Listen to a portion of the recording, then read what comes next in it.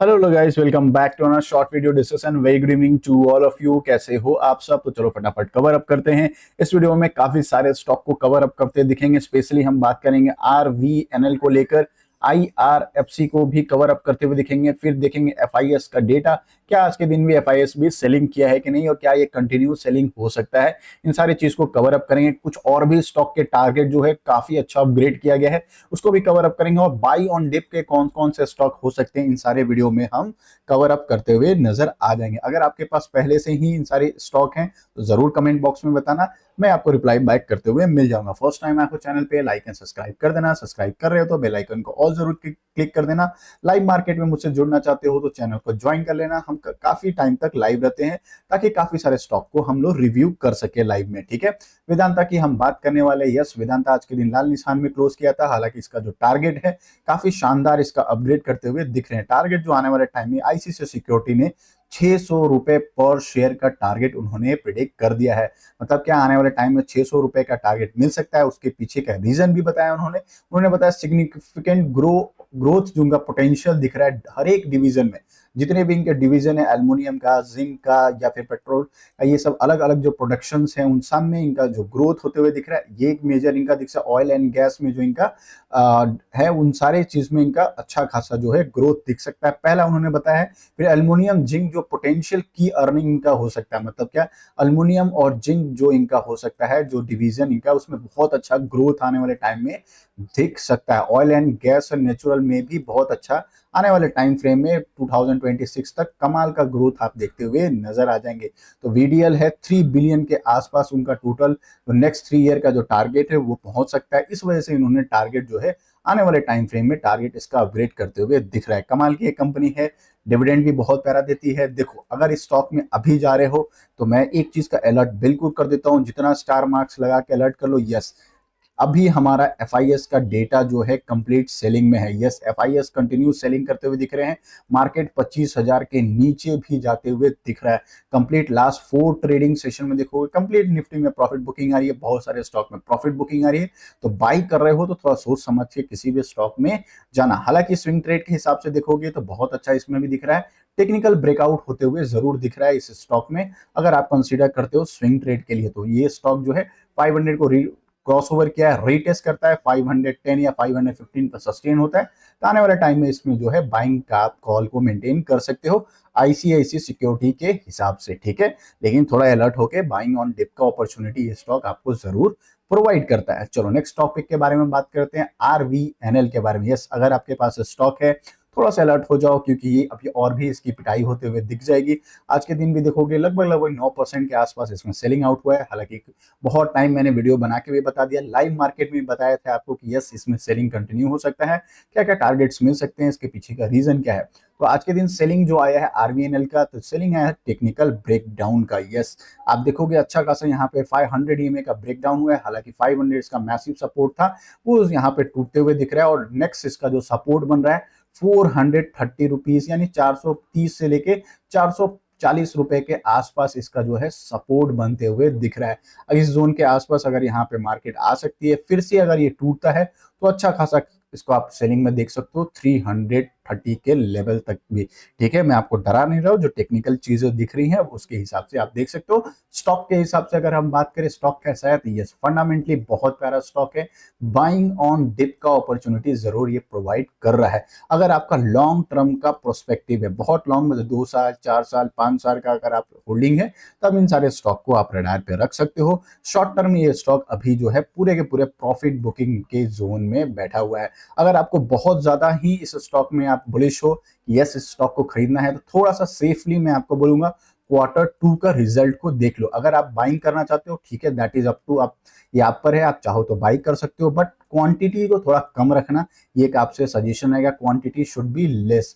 इसके पीछे का बता दिया, निफ्टी का रीजन है, एफआईएस का डेटा है, उसकी वजह से क्वांटिटी छोटा रखना।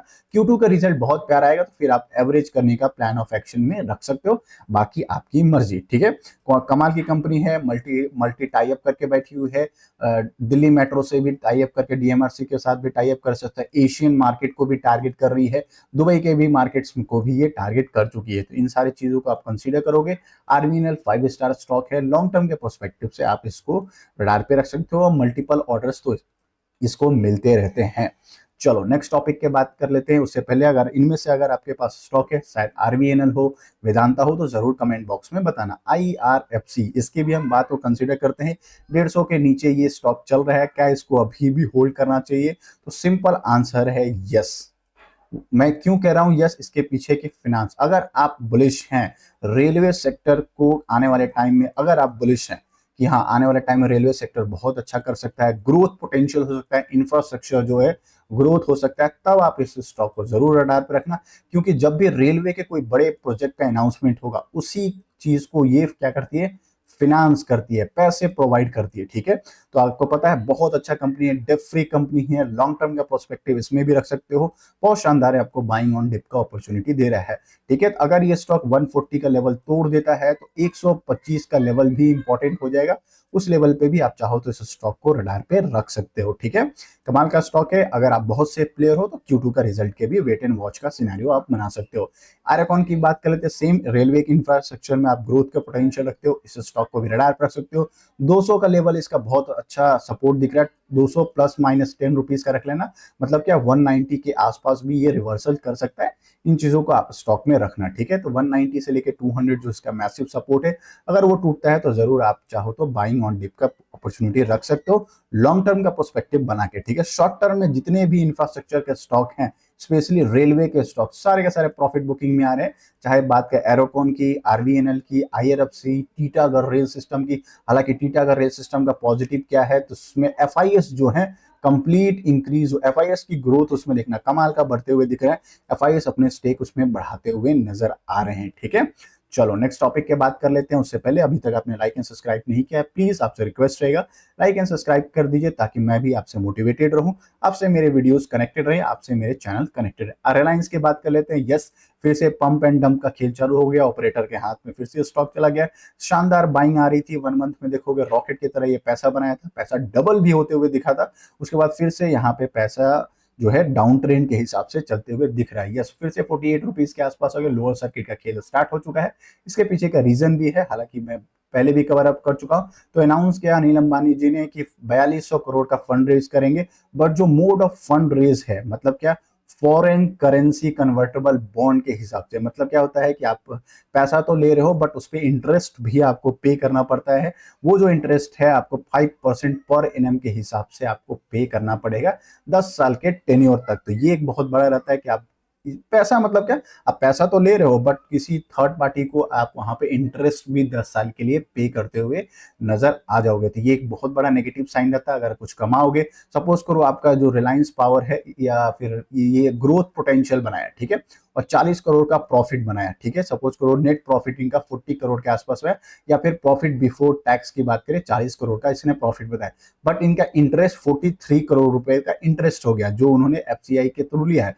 तो ये क्या होगा, 40 करोड़ कमाया, 43 करोड़ इंटरेस्ट पे किया, तो -3 करोड़ का इनका नेट प्रॉफिट का रिजल्ट आ जाएगा। यही जो चीज है बहुत खराब होता है कभी भी किसी से, आप अगर लोन लोगे, इंटरेस्ट रेट हाई रहेगा, या फिर आप लॉन्ग टर्म के प्रोस्पेक्टिव से ले रहे हो, तो अच्छा नहीं होता है। ठीक है, चल अगर आपके पास ये स्टॉक है, quantity should be less, please आप बल्क में बाइंग मत करना, ये इतने खराब मार्केट में तो और भी नहीं। पंप एंड डंप का खेल है, स्टडी के लिए खेल रहे हो तो 100-500 रुपए लगा के आप स्टडी पर्पस के लिए देख सकते हो, कोई रिकमेंडेशन आपको नहीं है। टाइटन की बात कर लेते हैं, कमाल का स्टॉक, बाइंग ऑन डिप का अपॉर्चुनिटी, कमाल का 5 स्टार स्टॉक है, हाथी कंपनी है। ठीक है, अगर आपके पास नहीं है, प्लीज अपने फाइनेंशियल एडवाइजर से बात करिए, इस स्टॉक को ऐड ऑन करिए अपने प्लेटफॉर्म, अपने पोर्टफोलियो में, उनसे डिस्कशन करिए, क्योंकि ये स्टॉक बहुत प्यारा है। अगर आने वाले टाइम फ्रेम में बात करें, ये स्टॉक जो है बहुत अच्छा टारगेट के साथ आपको दिख रहा है। आने वाला जो टारगेट है उसका 4400 का टारगेट आपको मिल सकता है। मतलब ये इसके पीछे का रीजन क्या है, तो उन्होंने बताया इसके पीछे का रीजन इसलिए है कि आने वाला जो Q2 का रिजल्ट है बहुत शानदार दिख सकता है, उनका जो ग्रोथ है बहुत लॉन्ग टर्म पर्सपेक्टिव बहुत स्ट्रांग दिख सकता है। हालांकि टाइटन को बाइंग ऑन डिप का हमेशा अपॉर्चुनिटी, आई थिंक जुलाई में ये 3100 के नीचे आया था, उस समय भी बाइंग ऑन डिप का अपॉर्चुनिटी था। यस, ये देखो जुलाई के ही आसपास ये 3000 के आसपास था, 3000 से फिर से ये लगभग 20-22% का रिटर्न दिया, फिर वहां से प्रॉफिट बुकिंग स्टार्ट हुई है। ठीक है ना, स्टॉक बहुत अच्छा है, हाथी कंपनी है, बहुत बड़ा क्रैश ये जल्दी आता नहीं है। अगर मार्केट में क्रैश आ रहा है और ये आपको डिस्काउंटेड लेवल पे मिल रहा है, प्लीज इस स्टॉक को आपको ध्यान से रखना चाहिए। ठीक है, चलो नेक्स्ट टॉपिक के बात कर लेते हैं, कल्याण ज्वेलर्स। यस, ये भी स्टॉक अगर आपके पास है दबा के बैठे रहो, क्योंकि हम, हाँ, टाइटन और कल्याणी को दोनों को रडार पे इसलिए रख सकते हो क्योंकि अभी जो बात हुआ था आने वाले जो Q2 का रिजल्ट है, कमाल का रिजल्ट हो सकता है, तो आप चाहो तो बाइंग ऑन डिप का भी अपॉर्चुनिटी रख सकते हो। सेकंड द मोस्ट इंपॉर्टेंट ये भी चीज बताया था कि कस्टम ड्यूटी जो है गोल्ड का इंपोर्ट करने के लिए यूनियन बजट में रिड्यूस करते हुए दिखा था, जो कि सिग्निफिकेंट ग्रोथ होते हुए टाइटन उस दिन देखोगे एकदम रॉकेट बनते हुए दिखा था। जितने भी ज्वेलरी के स्पेशली गोल्ड में जो काम करते हैं सारे के सारे स्टॉक जो है हरे निशान में बनते हुए दिख गए थे, तो इनका रॉ मटेरियल सस्ता होते हुए दिखा था, इस वजह से ये रॉकेट बनते हुए दिख रहे हैं। कल्याण ज्वेलर्स भी आप चाहो तो रडार पे रख सकते हो, कमाल का ये भी स्टॉक है। ठीक है, नेक्स्ट टॉपिक की बात कर रहे थे तो MTNL। यस, ये स्टॉक पे बहुत पूछा जाता है, हालांकि ये स्टॉक जो रॉकेट भी बना था, आपको पता है जियो को रिप्लेस करने की बातचीत चल रही थी। किस वजह से? यस, जियो ने क्या किया था, अपना टैरिफ जो है इंक्रीज कर दिया था। मतलब क्या, जो आप रिचार्ज करते हैं एयरटेल एंड जियो ने दोनों ने टैरिफ अपना इंक्रीज किया था। उसके अल्टरनेटिव में सबने बोला था, BSNL तो लिस्टेड था नहीं, BSNL का सिम लेने को, तो MTNL का जो स्टॉक लिस्टेड था उसी के हिसाब से भावनाओं में बह गए और खरीदते चले गए। कंटिन्यू उसमें बाइंग आई थी, रॉकेट की तरह ये स्टॉक गया था, एकदम आपका पैसा डबल भी होता, 100 रुपए का हाई भी लगाया था, वहां से फिर आपका 50% ये क्रैश होते हुए नजर आ रहा है। जो भी कोई 100 रुपए पे खरीदा होगा, बैड लक फॉर यू भाई। अगर आपने 50-60 रुपए पे खरीदा होगा तो भी आपके आसपास ही दिख रहा होगा। ये स्टॉक की बात कर लेते हैं, आज के दिन सर्किट क्यों लग रहा है, तो जो इनके पास लोन था वो अब क्या हो गया, लोन जो अकाउंट हो गया नॉन परफॉर्मिंग एसेट में बनते हुए नजर आ रहा है। MTL का हिट जो फ्लोर क्या है, लोअर सर्किट लगा है, क्योंकि सेबी ने डिक्लेयर कर दिया है लोन अकाउंट को एज NPA। जो इनके पास लोन था, MTL आप पता है ना, ये कर्ज में है, अच्छा खासा कर्ज लेके बैठे हुआ, तो ये जो कर्ज है अब इसका नॉन परफॉर्मिंग एसेट में कंसीडर किया जाएगा, तो इस वजह से इसमें लॉस में बताया लोअर सर्किट लगते हुए आपको दिख गया है। ठीक है, चलो नेक्स्ट टॉपिक की बात करते हैं, तो एम्बर इंटरप्राइजेस, कमाल की कंपनी है। डिक्सन टेक अगर आपने नहीं खरीदा है, हालांकि डिक्सन टेक और इसमें उतना कंपैरिजन नहीं करना चाहिए, बट दोनों के दोनों कुछ हद तक एक ही फील्ड में काम करते हैं। डिक्सन टेक्नोलॉजी इलेक्ट्रॉनिक्स इक्विपमेंट्स बनाती है, बट ये सेमीकंडक्टर्स में भी कुछ कंपोनेंट्स बनाती है, तो काफी एग्रेसिव ये काम करती है। एम्बर जो है वो बेसिकली एसी बनाने की कंपनी है। एसी के जितने भी कंपोनेंट होते हैं, एसी जितने भी एयर कंडीशंस के होते हैं, वो बहुत अच्छा बनाती है एम्बर एंटरप्राइजेस। तो इसके भी टारगेट जो है बहुत शानदार अपग्रेड कर दिया, लास्ट 1 ईयर में भी देखोगे बहुत डिसेंटली और स्लो एंड स्टडी ग्रोथ आपको देते हुए नजर आ रहा है। इसका जो टारगेट जो अपग्रेड किया गया है, 5,500 का टारगेट अपग्रेड किया गया। अगर आपके पास पहले से है, बिल्कुल इस स्टॉक को कंटिन्यू कर सकते हो, बहुत अच्छा है, फंडामेंटली भी स्ट्रांग है। और आपको पता है अभी एसी की डिमांड समर में कितना ज्यादा रहता है, तो समर में जो डिमांड है एसी का बहुत अच्छा है, तो आने वाला Q2 का रिजल्ट भी थोड़ा सा आप रडार में पॉजिटिव कंसीडर कर सकते हो। Q2 का रिजल्ट आएगा, उसके बाद चाहो तो बाइंग ऑन डिप का अपॉर्चुनिटी वाला फ्रेश बाइंग कर लो, वो आप पे डिपेंड कर सकता है। ठीक है, चलो जाते जाते FIS का डेटा देख लेते हैं। FIS का डेटा कंसीडर करें, ओहो हो, आज भी देखोगे FIS जो है सेलिंग करते हुए दिख रहे हैं। कितने की सेलिंग किया है? 8,293 का किया है, मतलब 8,300 करोड़ के आसपास जो है सेलिंग करते हुए दिख रहा है। सिर्फ 4 दिन में अगर कंसीडर करें तो 40,000 करोड़ का FIS जो है हमारे मार्केट से निकल चुके हैं, तो इस चीज का ध्यान रखना। बहुत ज्यादा FIS जो है सेलिंग करते हुए दिख रहे हैं। DIS नो डाउट बाई कर रहे हैं, but it's a not a good sign कि FIS अच्छा खासा इसमें सेल करते हुए दिख रहे हैं। आई होप मेरे एनालिसिस अच्छे लग रहे होंगे, तो लाइक एंड सब्सक्राइब कर देना। 10 बजे एक और वीडियो पब्लिश कर रहा हूँ जिसमें और भी सारे स्टॉक को हम कवर अप करेंगे। मिलते हैं एक और वीडियो में, तब तक के लिए बाय बाय।